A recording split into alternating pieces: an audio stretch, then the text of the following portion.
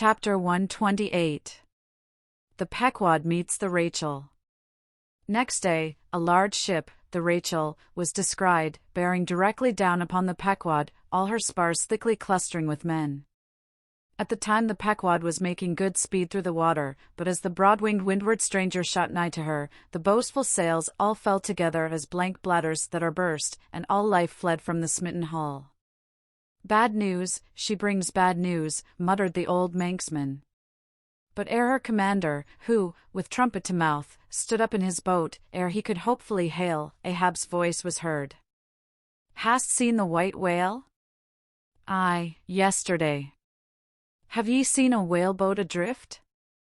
Throttling his joy, Ahab negatively answered this unexpected question, and would then have fain boarded the stranger, when the stranger captain himself, having stopped his vessel's way, was seen descending her side. A few keen pulls, and his boat-hook soon clinched the Pequod's main chains, and he sprang to the deck. Immediately he was recognized by Ahab for a Nantucketer he knew. But no formal salutation was exchanged. "Where was he?" "Not killed, not killed," cried Ahab, closely advancing. "How was it?" It seemed that somewhat late on the afternoon of the day previous, while three of the stranger's boats were engaged with a shoal of whales, which had led them some 4 or 5 miles from the ship, and while they were yet in swift chase to windward, the white hump and head of Moby-Dick had suddenly loomed up out of the water, not very far to leeward, whereupon, the fourth-rigged boat, a reserved one, had been instantly lowered in chase. After a keen sail before the wind, this fourth boat, the swiftest keeled of all, seemed to have succeeded in fastening, at least, as well as the man at the masthead could tell anything about it. In the distance he saw the diminished dotted boat, and then a swift gleam of bubbling white water, and after that nothing more, whence it was concluded that the stricken whale must have indefinitely run away with his pursuers, as often happens. There was some apprehension, but no positive alarm, as yet. The recall signals were placed in the rigging, darkness came on, and forced to pick up her 3 far to windward boats, ere going in quest of the fourth one in the precisely opposite direction, the ship had not only been necessitated to leave that boat to its fate till near midnight, but, for the time, to increase her distance from it. But the rest of her crew being at last safe aboard, she crowded all sail, stunsail on stunsail, after the missing boat, kindling a fire in her trypots for a beacon, and every other man aloft on the lookout.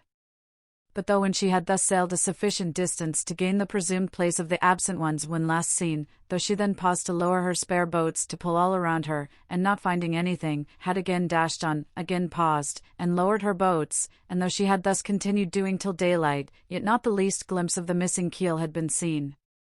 The story told, the stranger captain immediately went on to reveal his object in boarding the Pequod. He desired that ship to unite with his own in the search, by sailing over the sea some 4 or 5 miles apart, on parallel lines, and so sweeping a double horizon, as it were. "I will wager something now," whispered Stubb to Flask, "that someone in that missing boat wore off that captain's best coat, mayhap his watch. He's so cursed anxious to get it back." Who ever heard of 2 pious whale ships cruising after one missing whaleboat in the height of the whaling season? "See, Flask, only see how pale he looks, pale in the very buttons of his eyes. Look, it wasn't the coat, it must have been them. My boy, my own boy, is among them." "For God's sake, I beg, I conjure," here exclaimed the stranger captain to Ahab, who thus far had but icily received his petition. "For 48 hours let me charter your ship, I will gladly pay for it, and roundly pay for it, if there be no other way, for 48 hours only that, you must, oh, you must, and you shall do this thing." "His son," cried Stubb, "oh, it's his son he's lost." "I take back the coat and watch. What says Ahab?" "We must save that boy." "He's drowned with the rest on 'em, last night," said the old Manx sailor standing behind them. "I heard, all of ye heard their spirits." Now, as it shortly turned out, what made this incident of the Rachel's the more melancholy, was the circumstance that not only was one of the captain's sons among the number of the missing boat's crew, but among the number of the other boat's crews, at the same time, but on the other hand, separated from the ship during the dark vicissitudes of the chase, there had been still another son, as that for a time, the wretched father was plunged to the bottom of the cruelest perplexity, which was, only solved for him by his chief mates instinctively adopting the ordinary procedure of a whale ship in such emergencies, that is, when placed between jeopardized but divided boats, always to pick up the majority first. But the captain, for some unknown constitutional reason, had refrained from mentioning all this, and not till forced to it by Ahab's iciness did he allude to his one yet missing boy, a little lad, but 12 years old, whose father with the earnest but unmisgiving hardihood of a Nantucketer's paternal love, had thus early sought to initiate him in the perils and wonders of a vocation almost immemorially the destiny of all his race.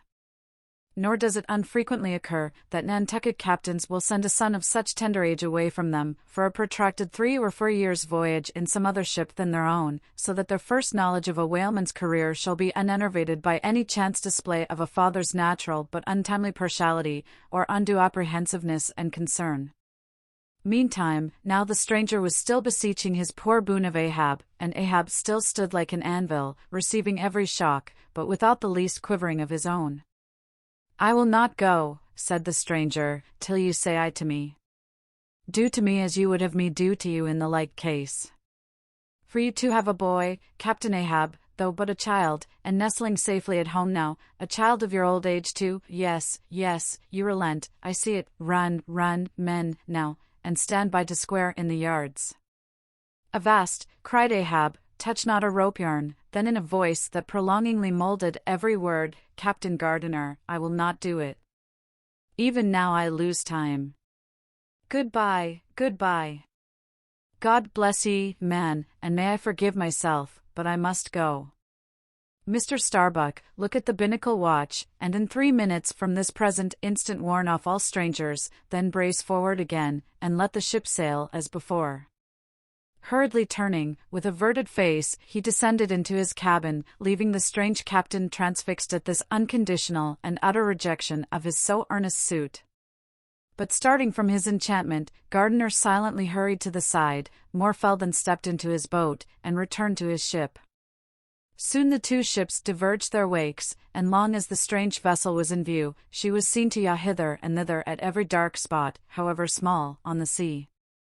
This way and that her yards were swung round, starboard and larboard, she continued to tack. Now she beat against a head sea, and again it pushed her before it, while all the while, her masts and yards were thickly clustered with men, as 3 tall cherry trees, when the boys are cherrying among the boughs.